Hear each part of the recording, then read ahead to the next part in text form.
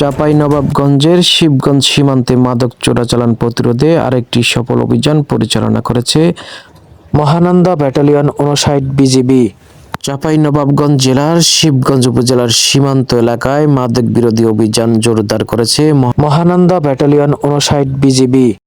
এরই ধারাবাহিকতায় শিয়ালমারা বিওপির একটি বিশেষ টহল দল গতকাল ২৪ ডিসেম্বর ভোর ৪টা ৪০ গোপন সংবাদের ভিত্তিতে অভিযান চালায়। সীমান্ত পিলার ১৮৯ মেইন পয়েন্ট থেকে আনুমানিক ১ কিলোমিটার বাংলাদেশ অভ্যন্তর দাইপুকুরিয়া ইউনিয়ন জামাইপাড়া গ্রামে অভিযান চালিয়ে পেনসিডিলের বিকল্প হিসাবে ব্যবহৃত ১০২ বোতল ভারতীয় নেশাজাতীয় সিরাপ চোকো প্লাস আটক করতে সক্ষম হয় বিজিবি।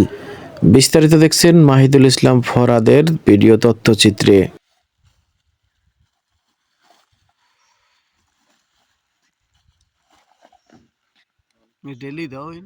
তবে অভিযান চলাকালীন ঘন কুয়াশার সুযোগ নিয়ে মাদক চোরাকারীরা পালিয়ে যায়। এ ঘটনায় বিজিবির পক্ষ থেকে আইনগত প্রক্রিয়া চলমান রয়েছে।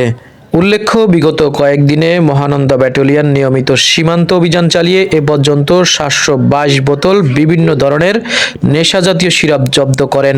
মহানন্দা ব্যাটালিয়ন ৪৯ বিজিবি এর অধিনায়ক লেফটেন্যান্ট কর্নেল গোলাম কিবরিয়া বিজিওএম বলেন, সকল প্রকার মাদক চোরা কারবার প্রতিরোধে বিজিবির সর্বাত্মক প্রচেষ্টা অব্যাহত থাকবে। দেশের সীমান্ত সুরক্ষা ও মাদকমুক্ত সমাজ গঠনে বিজিবির এমন তৎপরতা প্রশংসনীয় বলে মনে করে স্থানীয়রা।